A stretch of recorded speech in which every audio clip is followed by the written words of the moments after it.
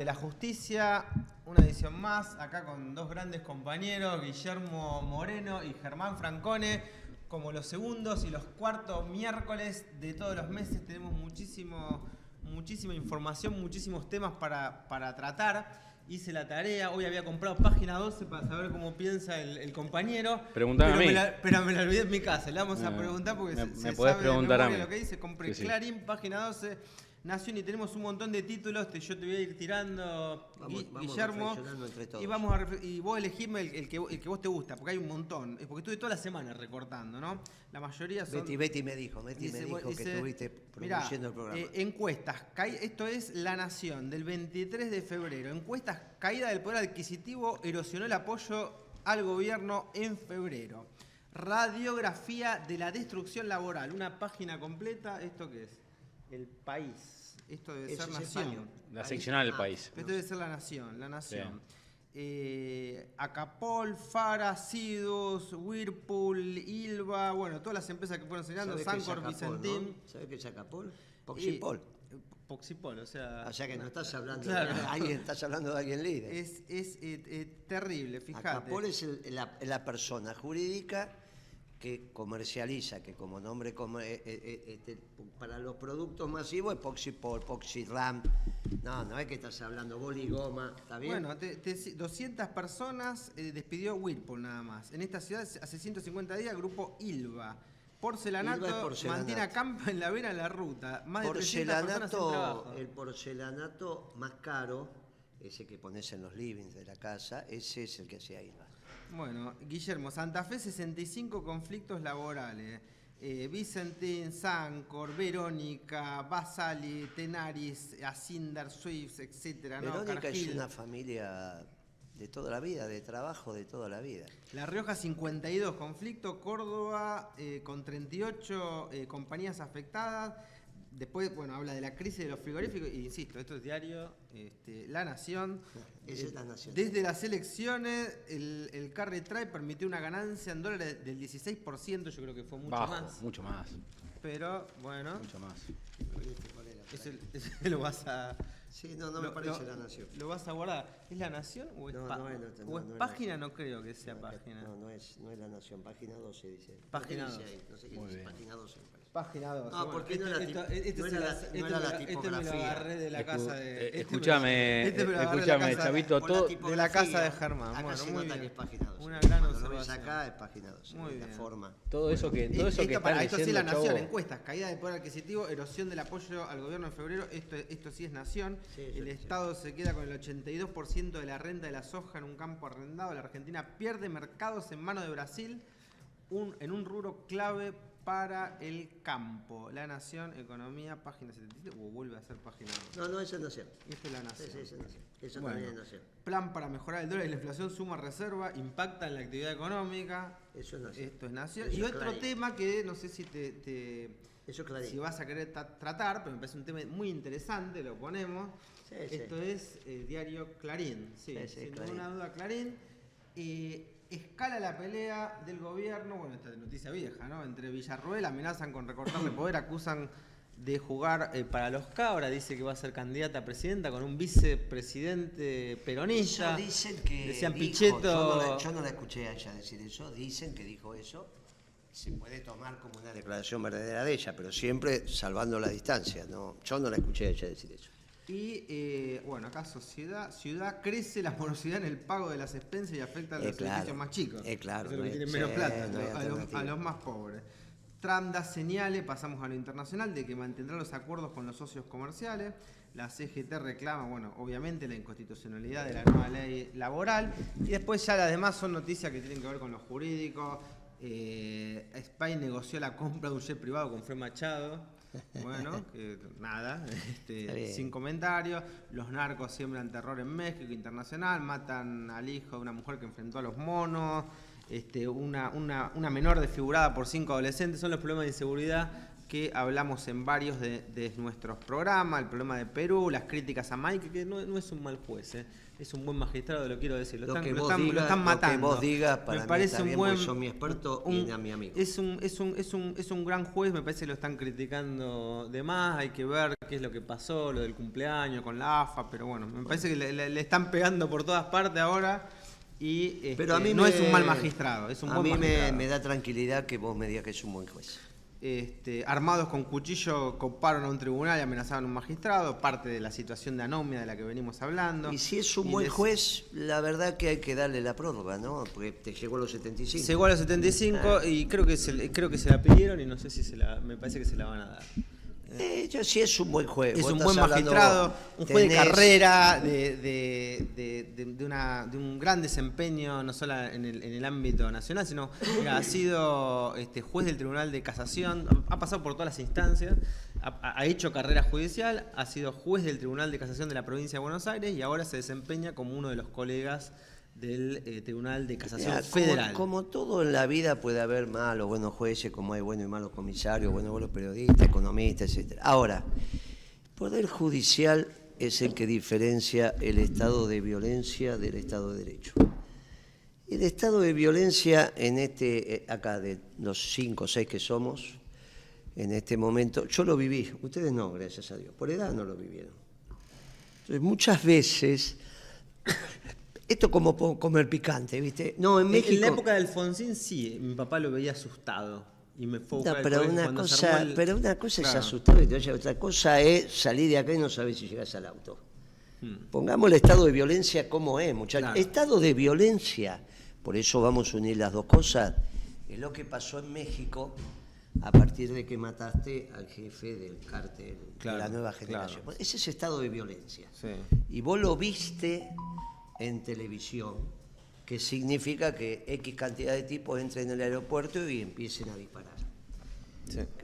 Sí, camiones de soldados que parecían de SWAT y eran en realidad las milicias de los narcotraficantes. Bueno, estado de violencia es estado de violencia. Entonces, la justicia es necesaria, al margen de algún personaje que pueda haber complicado. Hay que respetar esos temas. Falle como falle, te falla a favor, te falla en contra. Es uno de los errores. No podés avanzar sobre la justicia sin pensar que no ponés en peligro el Estado de Derecho. Entonces, siempre hay posibilidades de mejorar, En el caso de Estados Unidos, la Corte le falló en contra a Trump. Bueno, no le inicia juicio político. Dice, no me gusta lo que hicieron y voy por otra ley. Entonces ahora encontraron una ley del año 74 que le da poder al presidente para hacer los decretos. Sí, para poner los aranceles y demás. Hay presidentes en Estados Unidos que se han definido por la resolución de la Corte Suprema.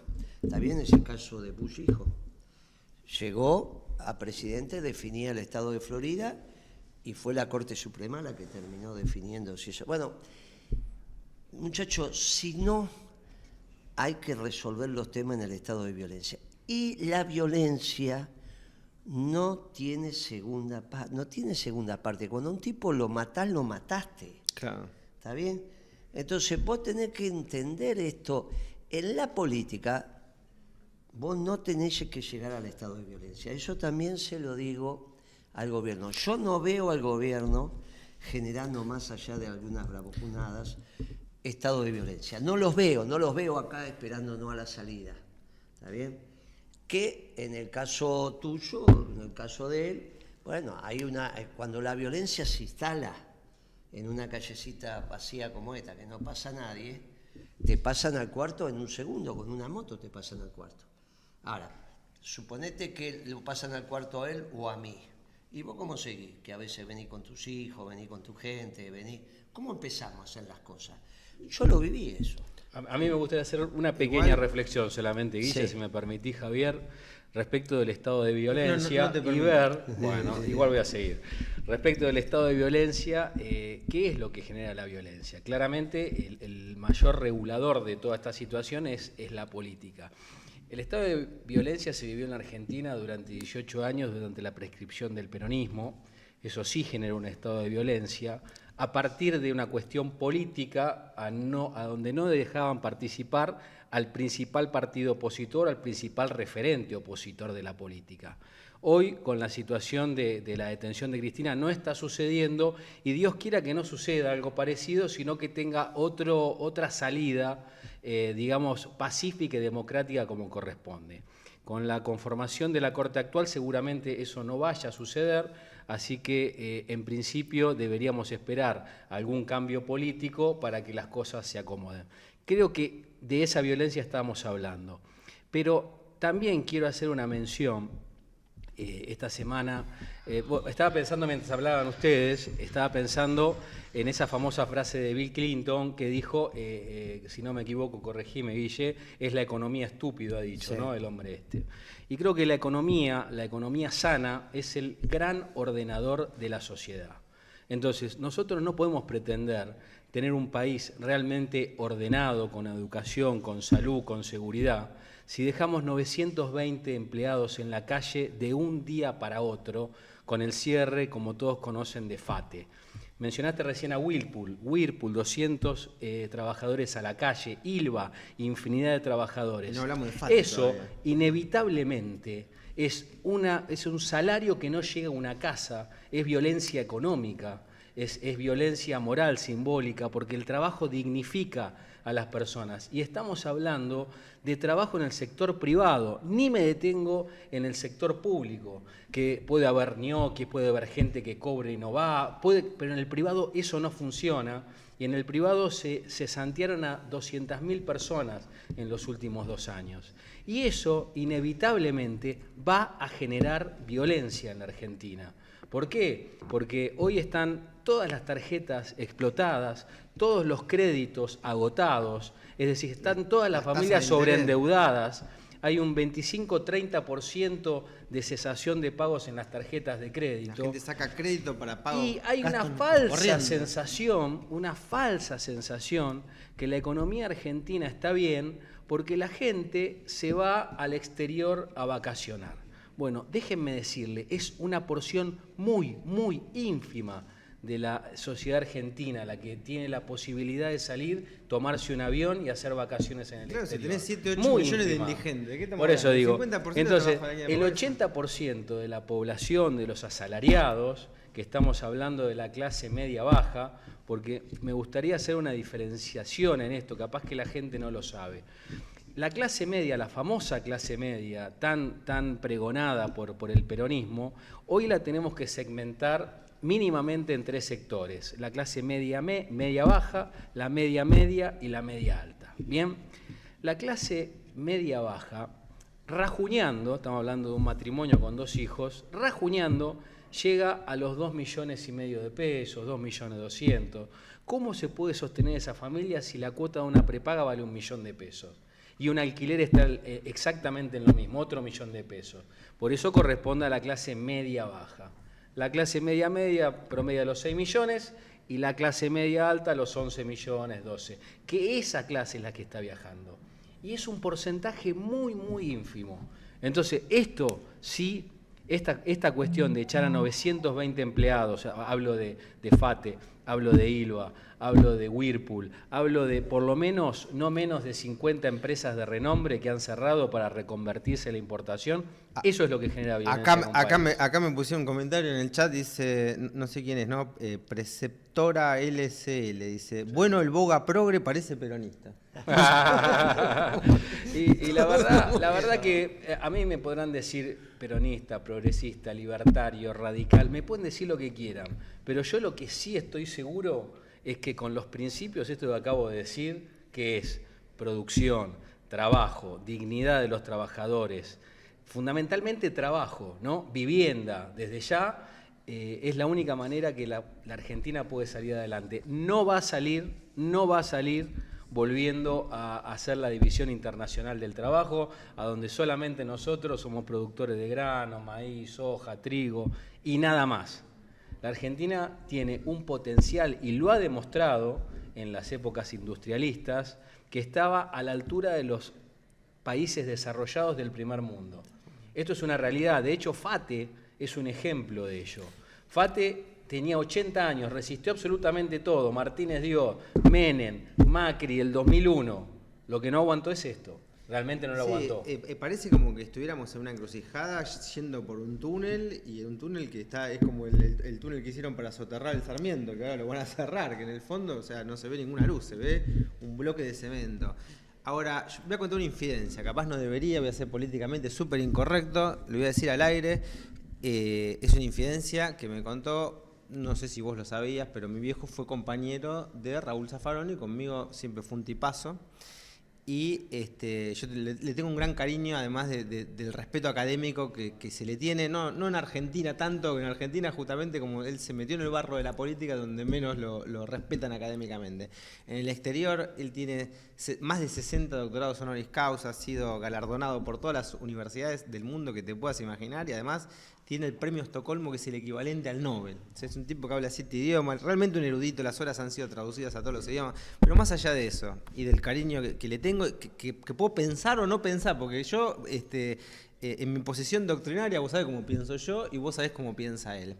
Ahora, te voy a contar una infidencia, porque él era muy amigo de Bergoglio, y que después del Papa Francisco.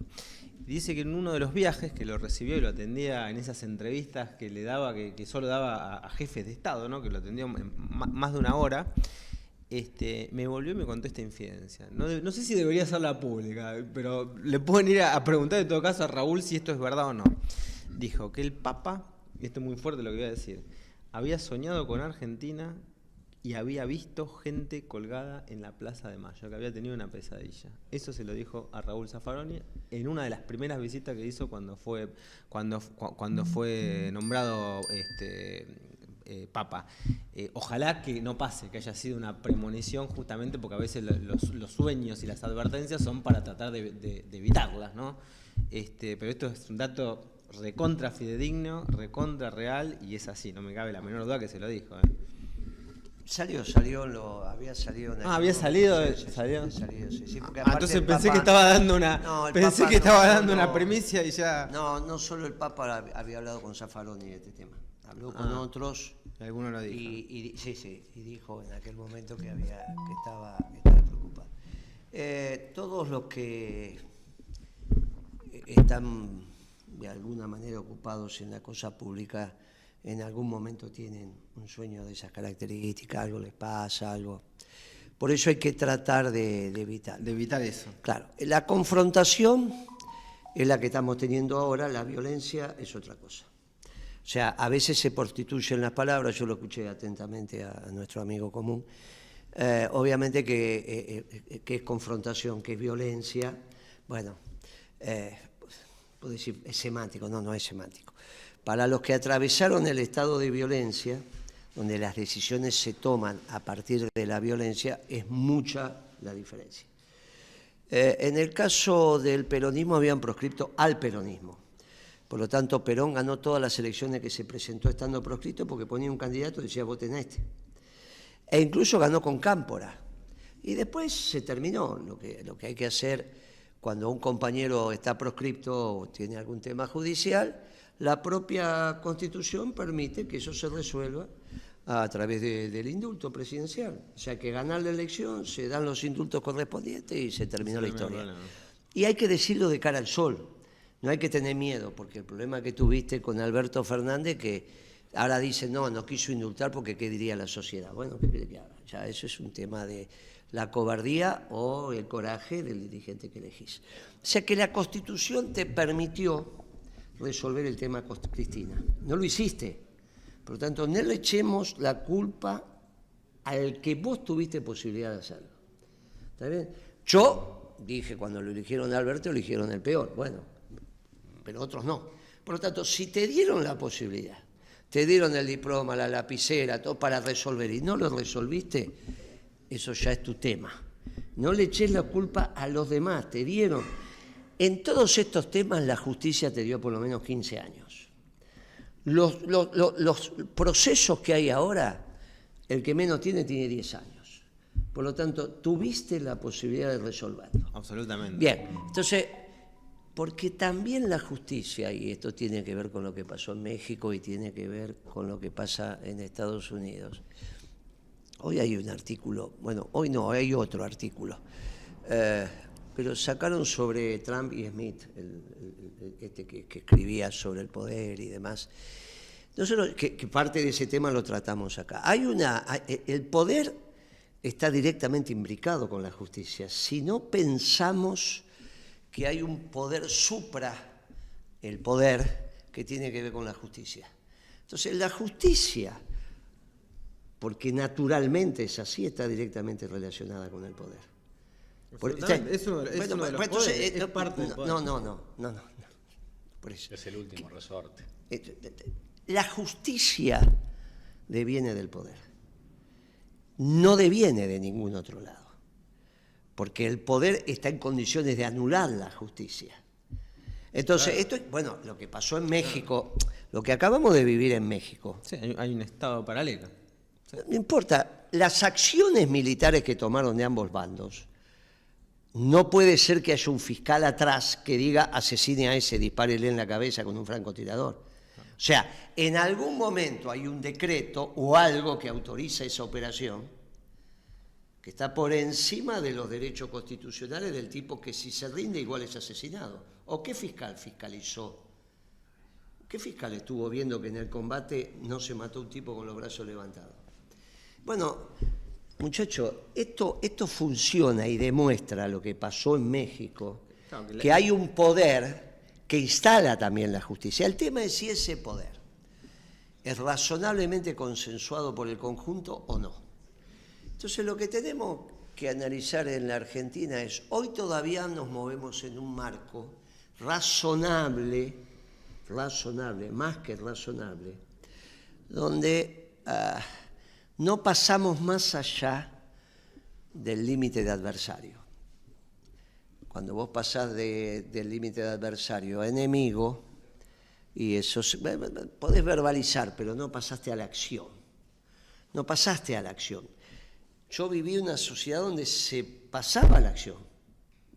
Y cuando vos pasás a la acción, sí, se pasa de ambos bandos a la acción. Sí, sí. No es que de un lado o del otro. Entiende lo que decís. Pasa de ambos bandos. Entonces hay que evitar pasar a la acción que te genera la violencia, porque una vez que empezás a pelear, ya te olvidás la causa de la pelea. ¿Te puedo hacer una pregunta? Pero a ver, pasó en la Revolución Francesa, pasó en la Revolución Comunista, pasó en los tiempos de Noé. Ellos comían, bebían, se casaban, o sea, la vida previa al diluvio parece que tuviera cierta normalidad. Y de repente aparece la catástrofe. Bien. Eso es lo que quizás la gente no ve venir. Y después recién había un comentario en el chat, recién decimos, no estamos en la situación de violencia. Hoy parece que sigue el país. No, pero porque 3.000 muertos al año son... No, pero no lo confundamos. Porque una cosa es la muerte que se va generando, sí, y otra cosa es la planificación de la muerte del enemigo. Bien, entonces, cuando planificás la muerte de otro, ¿cómo se llama? No podemos utilizar la misma palabra. Es una guerra. Bueno, si es una guerra, entonces dejemos violencia para eso.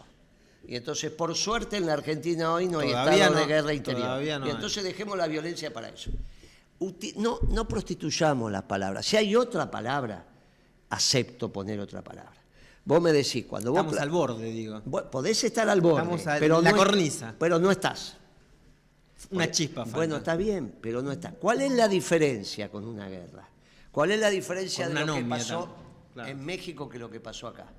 En México, para hacer las acciones que hubo del lado del cártel, es que había comando. Si no hubiese habido un comando que dio la orden a los miles de tipos que salieron a prenderle fuego a autos, a disparar y demás, no hubiese pasado. Por lo tanto,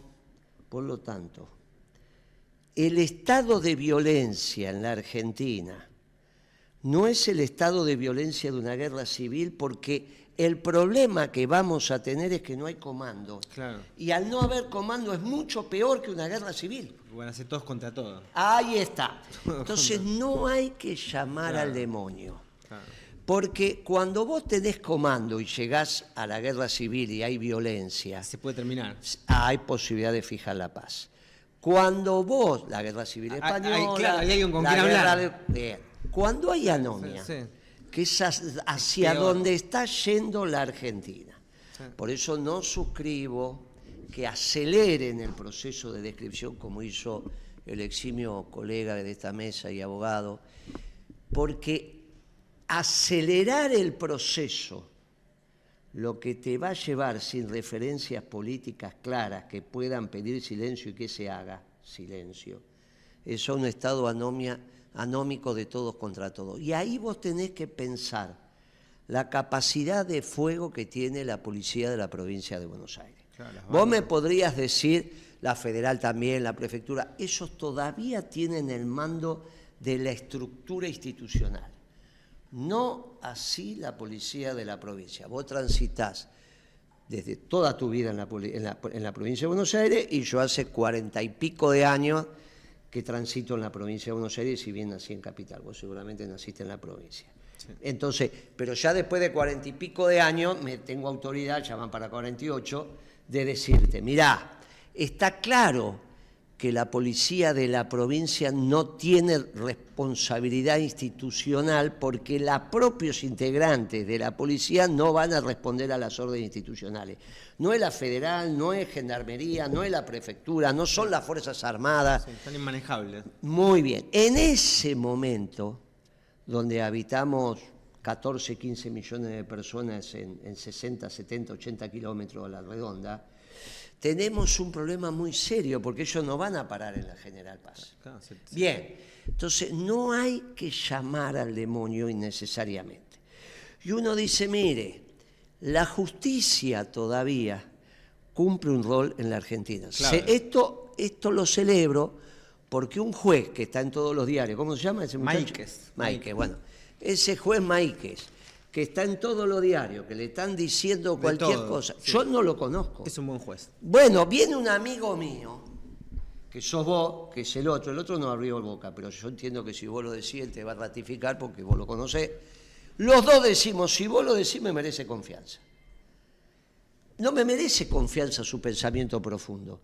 Me merece confianza que va a ser un hombre que vos decís, es probo en el sentido de su fallo. Después lo que haga en su vida privada es un problema de él. Sí, o su pensamiento político. Eso es el problema de él. Sí. Pero es probo en el momento de hacer algo donde está definiendo vida, obra y patrimonio de las personas. Entonces yo cuando me pregunten a mí, ¿qué opina de Máiquez? Mire, yo no lo conozco, pero tengo un amigo que me merece confianza que dice que es bueno.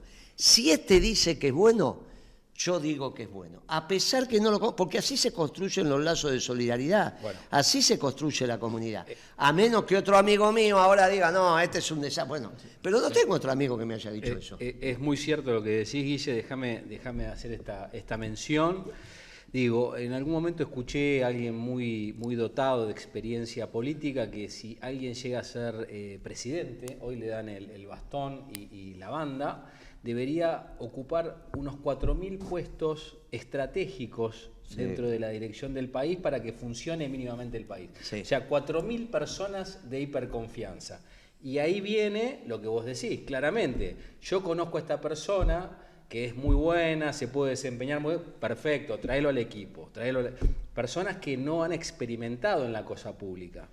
Ahora el problema, creo que parte... No alcanza con eso, ¿eh? No está bien lo que decís. Me imagino que no alcanza. Pero no está bien lo que decís. ¿No son 4.000 puestos? No, sí, pueden ser más. No está bien de lo que decís que yo lo conozco, traerlo al equipo. Porque para eso está la doctrina. Vos solo tenés que traer al equipo los que comulgan con la doctrina. Bien. Porque si no, no sabes para dónde vas. Porque ese puede ser buena persona... Y no hay duda que pero quiere ir para el otro lado. Y es pro-chino, por ejemplo. Y tiene que tener la capacidad. Entonces, a mí que sea buena persona, no alcanza. Tiene que ser doctrina. Por eso la doctrina es tan importante. Ahora, en los mínimos comunes denominadores, hoy estoy en condiciones de decirte que el peronismo alcanzó ese grado. Es extraordinario lo que nos pasó la semana pasada y es extraordinario lo que estamos viviendo ahora. Por eso podemos hacer el evento que hacemos mañana.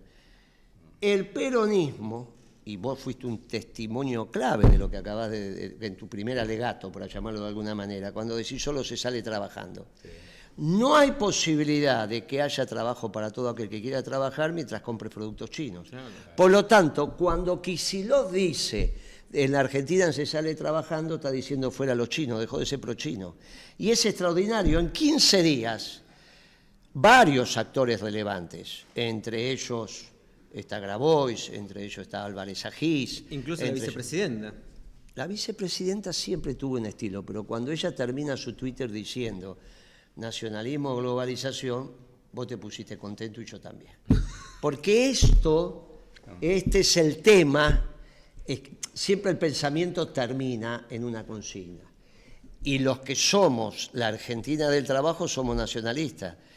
Y los que defienden la globalización son los chinos. Hoy el peronismo está en condiciones de decir que encontró en los mínimos comunes encontró los mínimos comunes en el trabajo y la producción. Hasta hace 15 días atrás esto no estaba, esto pasó la semana pasada.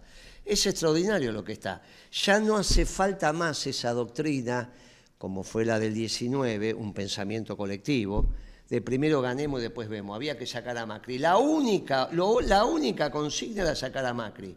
Y después te arrepentiste porque vino Milei, porque tuviste un gobierno de Alberto Fernández que trajo a Milei.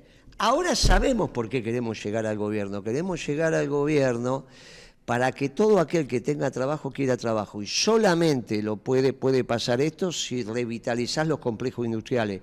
Y solo podés revitalizar los complejos industriales si los chinos se van de América. Por lo tanto, en términos jurídicos, está muy bien, y ahí ustedes no van a coincidir conmigo, la sanción que le puso Rubio a los 3 funcionarios chilenos.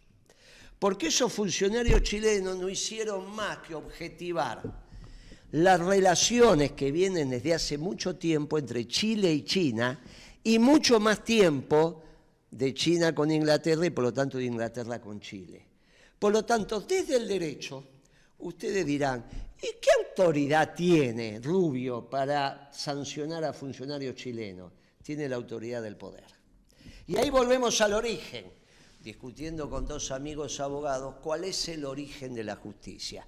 En la Argentina se está discutiendo el poder, se está discutiendo todo el tiempo.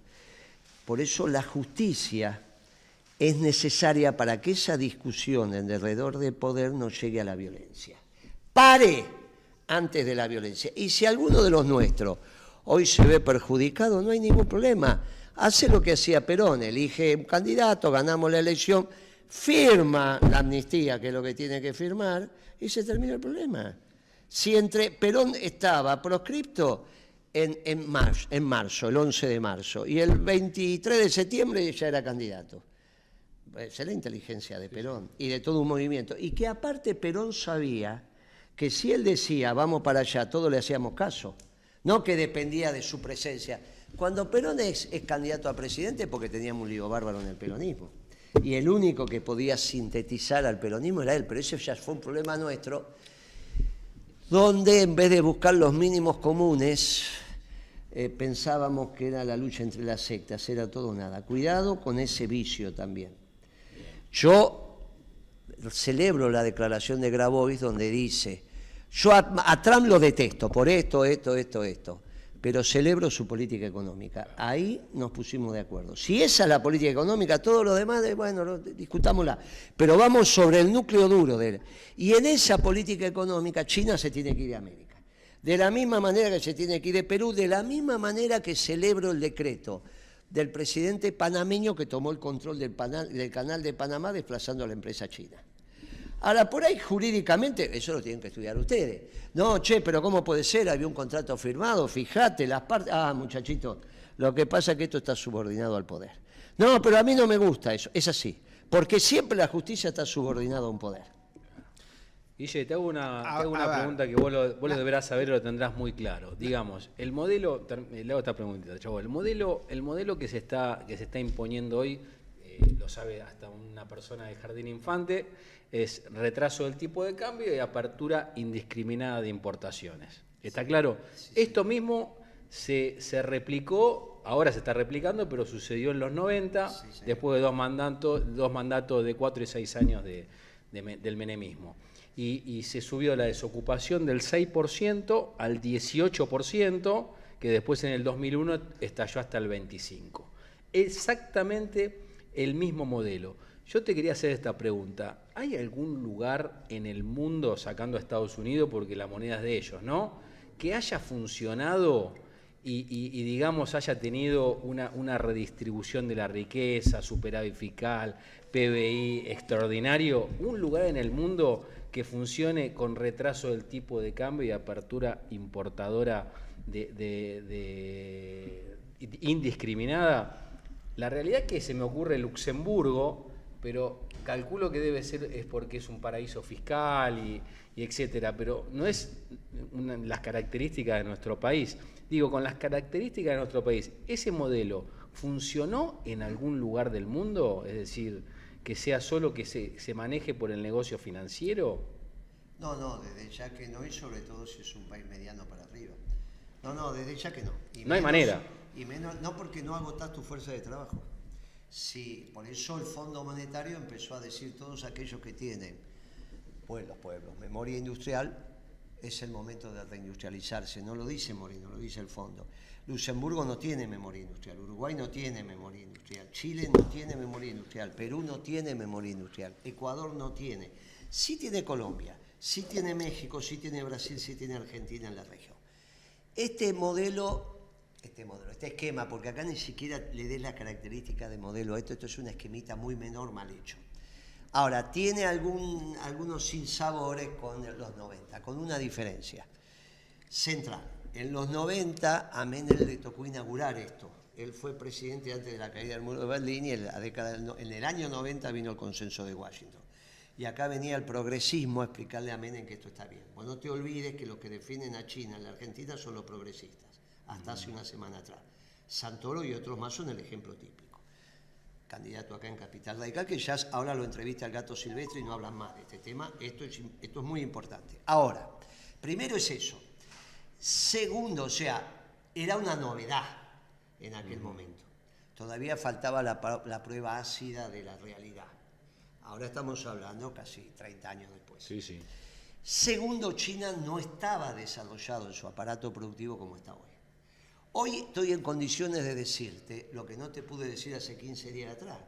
Cuando él me preguntó, si vos revisás el programa, ¿y cuántos son los subsidios?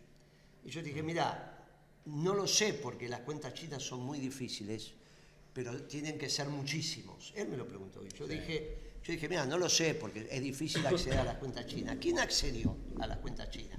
Entre comillas, el Fondo Monetario Internacional. ¿Qué hizo el Fondo Monetario Internacional? La semana pasada, desde Occidente, le dijo a China basta. Y le dijo, ustedes están poniendo entre 600 y 700 mil millones de dólares todos los años en subsidios. Porque dijo, es el 4% del PBI. No sabes mucho el PBI, el 4% de eso estará entre 600, que es todo el PBI argentino, ¿eh? Claro. No es una monedita, es todo el PBI argentino. Pero aparte el Fondo Monetario dijo algo que también dijimos en este programa. Porque acá hablamos del bloqueo de la Unión Soviética. ¿Ah? ¿Te acordás o no? Y acá en el programa anterior. Sí. ¿Y qué le dijo el Fondo Monetario? Mire, China siga creciendo, pero ¿sabe a qué se tiene que dedicar? Al mercado interno. Deje de destruir el mundo. ¿Lo dice Moreno? Sí. ¿Quién más lo dijo? El Fondo Monetario Internacional. Obviamente a Moreno lo escuchan 4, al Fondo Monetario Internacional. Un poco más de 4, Guillermo. Acá viene otro mecanismo muy importante. ¿Qué están pensando los bancos? Porque el presidente del Banco Macro, Britos, que yo te digo que es uno de los bancos privados más importantes, en un momento fue el más importante, te diría que ahora el Galicia, después de la compra que eso debe ser un poquito más grande, pero de los privados, entre el Galicia y Brito del Macro está la historia. Hace 3 días atrás dijo, la economía está estrangulada, y esto así no funciona. Y el Fondo Monetario Internacional, que se supone que es el garante del circuito financiero internacional, acaba de decir basta China. Esto significa que el sistema financiero occidental se alineó con la economía real en Occidente, que tiene que ver con Trump y tiene que ver con los europeos. Esta transformación es fenomenal. Cuando yo escucho a Brito decir la economía está estrangulada, no hay mucha diferencia con Moreno diciendo estamos en depresión económica. La palabra técnica, me corresponde por ser economista, es la que yo digo, él es abogado. pero es la misma palabra, no dice estamos en recesión. Dijo la economía está estrangulada. Eso significa que está al borde. Sí. Bien. La están matando. Bien, entonces no utilizó un adjetivo cualquiera. No vas a pretender que el presidente del Banco Nación, que está a tiro de decreto, te diga eso, que es el banco más importante. Pero lo podría haber dicho el Banco Provincia. Sin embargo, lo tiene que decir un banco privado. ¿Por qué el Banco Provincia no hace esas declaraciones? Bien, quizás todavía no entendieron el discurso de Kicillof. O quizás no es lo suficientemente claro cuando habla con sus funcionarios, porque eso lo tenía que haber dicho el Banco Provincia antes de decirlo a un banco privado, porque la realidad es que está estrangulada la economía, y Kicillof lo sabe, no solo por la morosidad en el Banco Provincia, solo lo sabe por los créditos que le piden, sino que lo sabe por la recaudación de los municipios y de la provincia. Ahora, celebro el cambio de discurso de Kicillof y te digo, mirá, tenés un candidato a presidente que vuelve a plantear el tema del trabajo, se suma al plantear el tema del trabajo y junto con eso tiene que tomar decisiones sobre China. Porque te vuelvo a decir, la emergencia de China en la Argentina, la irrupción de China en la Argentina, no hace otra cosa que destruir trabajo. Pero no eran los 90 así, porque no tenía este nivel de subsidio ni tenía este nivel de producción. Esta es un peligro para Occidente y el que reaccionó es el Fondo Monetario. Ahora, hago una pregunta, muy dice, interesante, un puntito nada más. Si el Fondo Monetario versus China, nuestros intereses están del lado de la observación que hace el fondo, tenemos que decirlo y tenemos que tener la flexibilidad para entender esto y no encajar las piezas de rompecabezas de cualquier manera. Hago una pequeña salvedad respecto de China. No vengo a defender ni a China, ni a Estados Unidos, ni a Rusia, nada. Yo lo veo objetivamente.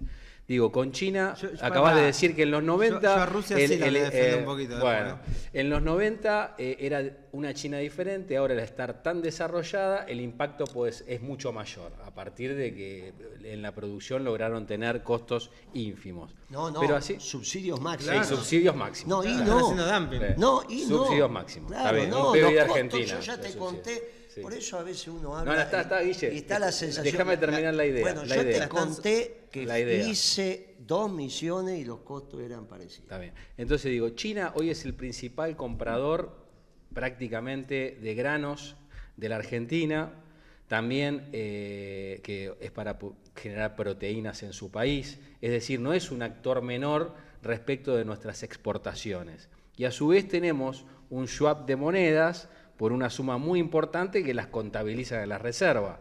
Entonces, por un lado, me parece que lo que hay que hacer no es eliminar a China, sino más que nada hacer la famosa Trump, levantar aranceles. Nosotros no vamos a eliminar a China, Occidente va a eliminar a China.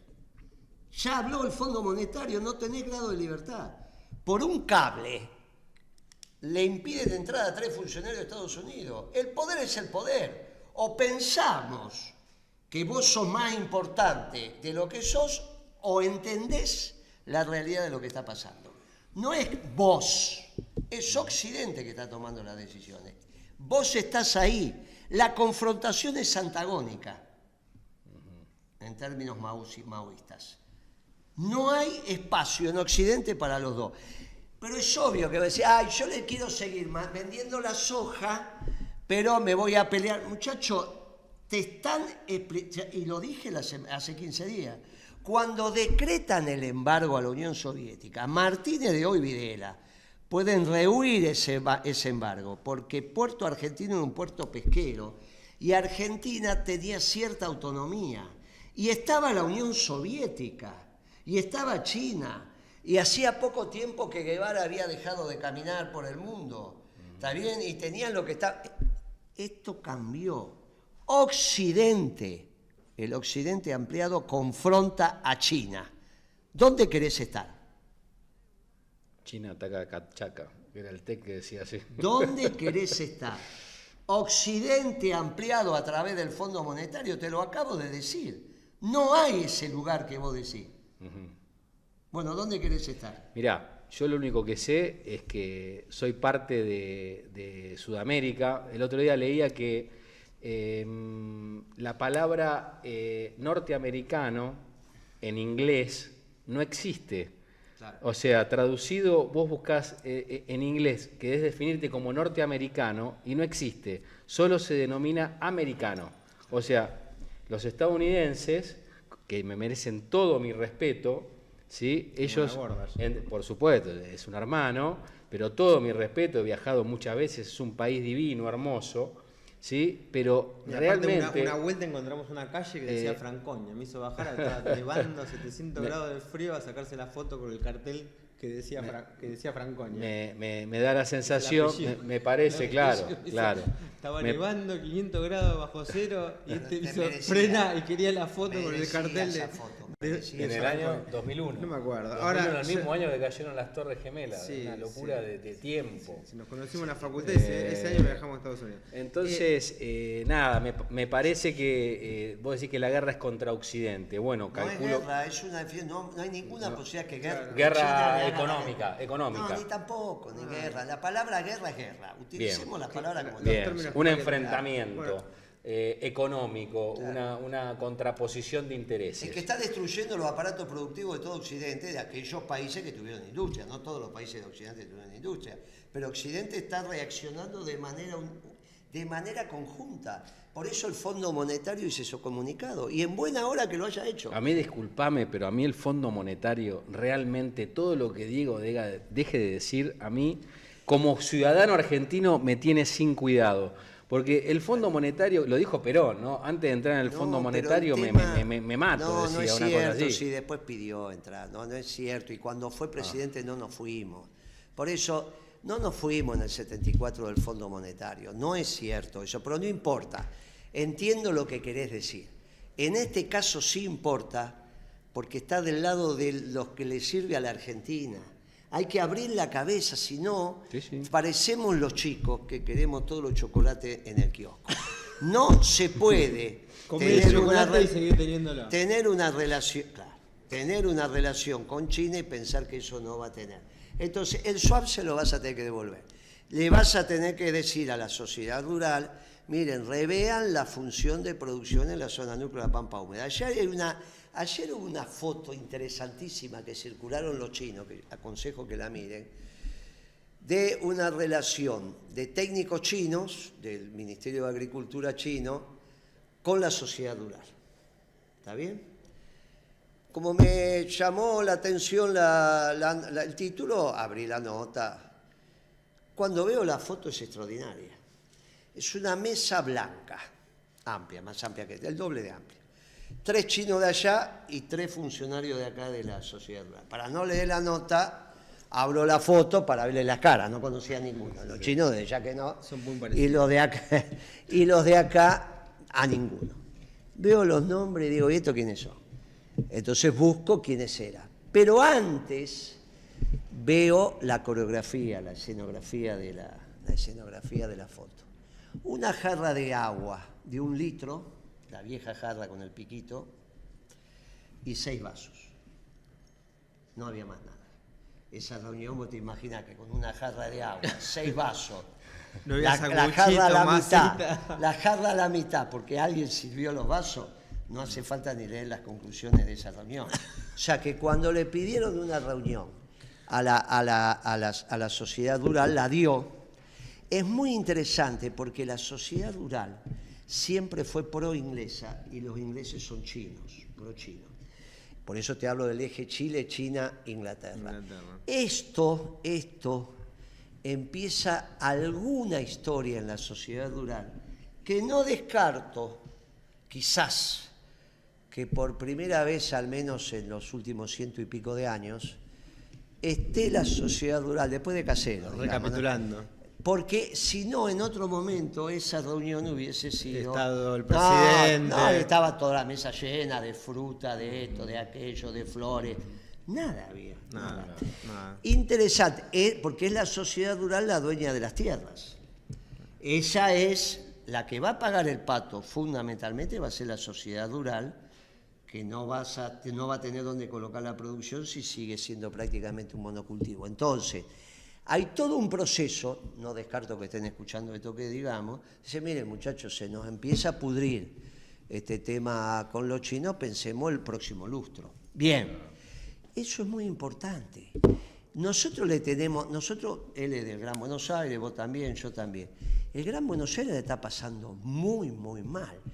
¿Qué tenemos que decirle a los del Gran Buenos Aires? Muchachos, ustedes van a tener que trabajar, todos los que quieran tener trabajo van a tener trabajo. Y yo como economista lo que te tengo que decir, hay una sola posibilidad que vayan a tener trabajo, que es con industria. Y entonces, para eso no quiero los chilenos. No quiero los chinos. Si ahora el Fondo Monetario le dice a China, dedíquese al mercado interno, a mí me viene muy bien ese mensaje y yo lo tengo que reivindicar. Sí.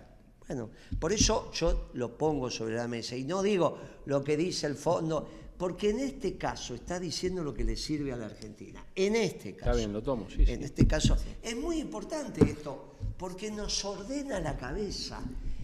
¿Costó varios lustros ordenar la cabeza de muchos compañeros? Sí. Vos no te olvides que yo también en este programa, a pesar que hace 2 o 3 veces, hace 2 veces este programa, pero ya habías venido varias veces. Sí. Te dije que una vez entré al Ministerio de Economía en nuestro gobierno y había funcionarios diciendo que no querían ni aluminio ni acero argentino. Yo te lo dije. Y lo que está pasando ahora con el aluminio. No, FATE, con el acero ya pasó también. Sí. Con lo cual, vos fijate que las bases de la industria. Será. El otro día te cuento algo que me pasó con Chiche Helmut en Perfil. Resulta que yo llego, me invita Chiche, que tiene un programa muy simpático a las 8 por ahí. Me invita a las 8:30 por ahí. Bueno, sí. Me invita y yo llego y estaba Pitrola. Pitrola te ubicaba, el diputado del Partido Obrero. Sí. Bien, Pitrola. Que era gráfico, una buena persona. Me hicieron esperar 5 o 10 minutos que termina, es lo lógico. Te citan 1 hora para que llegue bien. Y entonces lo estaba escuchando a Pitrola, dijo lo de siempre, Chicho lo despide, me dice, bueno, viene Moreno, pasé yo ahí. Y en algún momento empezamos a hablar de Milei. Entonces le dije a Chicho, estábamos los dos solos, le dije, Chiche, vos tenés que entender algo. Chiche, viste que te mira así. Le digo, vos sos del Partido Comunista. Sí, me dice, soy comunista. Tengo un carnet que me dio Perón de peronista honorario, pero dice, no, vos sos comunista, vos sos bolche, le digo.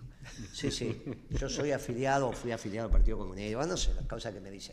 Mirá. Empieza a cantar la Internacional para joderme a mí. Y le digo, vos estás a la derecha de Pitrola. Y me dice, sí, claro, porque Pitrola es trotskista. Claro. Sí, le digo. Pero Milei, y hace así, me mira más todavía. Milei está a la izquierda de Pitrola. ¿Cómo a la izquierda? Pone la cara que puso este. ¿Cómo a la izquierda? Porque está con los chinos. Está a la izquierda. No, porque es anarquista. Y porque es claro. Es anarcocapitalista. Es anarquista. Sí. Si vos entendés que votas a la derecha de Pitrola, si eso lo entienda, y Milei está a la izquierda por ser anarquista, vos entendés la cabeza de Milei, no las acciones de Milei, pero entendés la cabeza de Milei. Cuando él le dice a The Economist que quiere destruir el Estado argentino, es el anarquista. Tiene solamente 2 diferencias con los viejos anarquistas: la propiedad privada y que cree en Dios. Tiene un lío con Dios medio raro. Tiene un lío con la teología y con la propiedad privada tiene un problema de registración. Pero porque no quiere el Estado. Pero todo lo demás, él tiene una cabeza anarquista. Por eso es anarcocapitalista. No es menor esto. No. Porque cuando yo te digo a vos, ¿quién está más cerca de Trump? ¿Milei o el peronismo? No hay ninguna duda. Él está más cerca de China que de Estados Unidos. Sí. Y nosotros estamos porque China, al ser el PC, está más cerca que el nacionalismo, que él lo pone en la otra punta. Ahora, cuando él opera, no opera en función de su marco teórico profundo. Está Caputo, está el otro, está aquello. Bien, pero esto es muy importante para entender lo que nos está pasando y cómo los alineamos. ¿Y qué es Occidente? Somos nosotros el Occidente ampliado, no es Milei. Y terminemos con eso de izquierda y derecha que no significan nada, cuando la contradicción es nacionalismo, globalización. Simplemente conté la anécdota con Chiche, porque Chiche cuando le hablaba de izquierda y derecha... Sí, recordá, Guillermo, la frase esta de Dostoyevsky de padres liberales, hijos comunistas. Son la cara y la contracara de la moneda. Esto es magnífico, como Guillermo hace que dos abogados participemos en una mesa de economía, de lo cual entendemos poco y nada. Yo voy a hacer una nota al pie, nada más, una reflexión con relación al tema de la justicia, que es nuestro tema, que es un tema complejísimo, por si algún colega nos estaba escuchando, ¿no? Hay millones de definiciones de justicia, es uno de los temas más, digamos, trillados en el ámbito de la filosofía del derecho, justicia conmutativa, justicia distributiva, justicia retributiva, pero más allá de eso, me quiero hacer foco en esto. Vos decías, la justicia viene del poder, deriva del poder. Quiero hacer foco en la definición de Santo Tomás de derecho, porque el objeto de la justicia, el derecho es el objeto de la justicia. Y Santo Tomás decía justamente, de la ley, no cualquier norma es una ley, sino solamente el ordenamiento racional, fíjate lo que dice Santo Tomás, ordenamiento racional, orientado al bien común y obviamente promulgado, tiene que haber una promulgación, por quien tiene a su cargo el cuidado de la ciudad. Con lo cual, el poder ese. El que tiene a su cargo el cuidado de la ciudad. Ese es el poder. Por supuesto. Entonces, nada, como decían los clásicos, vivir honestamente, no dañar a nadie y darle a cada uno lo que le corresponde. Pero es ordenamiento racional. Si no es racional, deja de ser derecho. Orientado al bien común. Si no está orientado al bien común, no hay derecho. Y normalizado. Y tiene que estar promulgado, ser promulgado por el que tiene a su cargo el cuidado de la ciudad. Y por eso la discusión entre San Agustín y Kelsen, porque Kelsen decía todo surge de la norma fundamental y si se deriva de la norma fundamental es derecho. Y entonces San Agustín, unos cuantos siglos antes, le contesta, pero entonces viene una banda de delincuentes, como pasa en México, toman un territorio y dictan bandos, y esos bandos pasan a ser derecho, y la aplicación de ese derecho pasa a ser justicia. Y San Agustín le contesta a Kelsen. Santo Tomás se basa y el ejemplo, en el bien común, que eso por supuesto, orientado al bien común. Pero eso ya es un concepto de la creación. Por supuesto, porque si no, como decía San Agustín, y como le dijo ese pirata a un emperador, dice, yo robo con mi flota y me llaman pirata, yo robo con mi barquito y me llaman pirata, usted roba con toda su flota y lo llaman emperador. La pregunta es, ¿en Kelsen hay alguna mención al bien común o al orden natural? No, por supuesto que no. Por supuesto que no. Entonces, y esa es la falla de Kelsen. Ahí es donde nosotros decimos, el peronismo es la construcción doctrinaria extraordinaria, porque el peronismo es la única extraordinaria, porque toma conceptos de la creación para administrar la cosa pública teniendo el bien común. Perdón que me meto cuando vos estás hablando de peronismo, pero justamente a eso iba. Carrara dice que sin Dios todo se torna arbitrario en el derecho, sino más bien no existe ya fundamento del derecho. Soberana será la fuerza, y por eso el peronismo es profundamente humanista y profundamente cristiano, porque a partir de, como decían incluso hasta los clásicos, ¿no? Cicerón, hay una ley verdadera, la eterna razón inscripta en todos los corazones que lleva a los hombres al bien y los aleja del mal por medio de sus mandamientos. Es la misma en Roma y en Atenas, y siempre una misma ley inmutable y eterna que rige a la vez a todos los pueblos y en todos los tiempos. Dice, el universo está sometido a un solo amo, a un solo rey supremo, al Dios todopoderoso que ha concebido y meditado y sancionado esta ley. Desconocerla es huirse de sí mismo, dice, incluso aunque se escapara a los suplicios humanos. Con lo cual, me parece que es esto, vos decís, del poder. Surge de Dios, y por eso, por eso digo, en otro orden. Por supuesto, poder en la tierra, el administrador de la ciudad. Por eso el comunismo y el libertario acérrimo anarquista es lo mismo. mismo. Es lo mismo. Es lo mismo, la cara y la contracara. ¿Por qué? Porque los dos son un hombre prescindente de Dios. Entonces, la verdadera justicia también va a ser la peronista, porque es la única que va a... Es la única, que es la doctrina social de la Iglesia. Bueno, también. Ahí discutimos otro día en el próximo programa. Lo discutimos, pero es interesante porque ustedes entienden de economía y yo entiendo del derecho, a pesar que tenemos pero tenemos unos principios ordenadores, doctrinarios que nos hacen entender cada uno lo suyo. Y obviamente como somos hombres de la creación, no es difícil entender unos al otro. Así que me parece que ha salido otro programa. Sí, acá nos pone que leamos la epístola, Pablo, la epístola a los romanos, lo vamos a dejar para el próximo programa. Se nos está acabando el tiempo, un lujo, la verdad, escucharlo, aprender, tomar clases particulares en directo y dejarlas grabadas para la posteridad, con uno de los próceres de este país, uno de los políticos más honestos que ha tenido, que tiene la Argentina, porque están en el apogeo de sus... Y mañana ustedes vengan, los demás lo siguen por redes, no hace falta, ustedes vengan. Mañana nosotros tenemos un compromiso a las 8 en Morón, pero vamos a cumplir, vamos a pasar por ahí.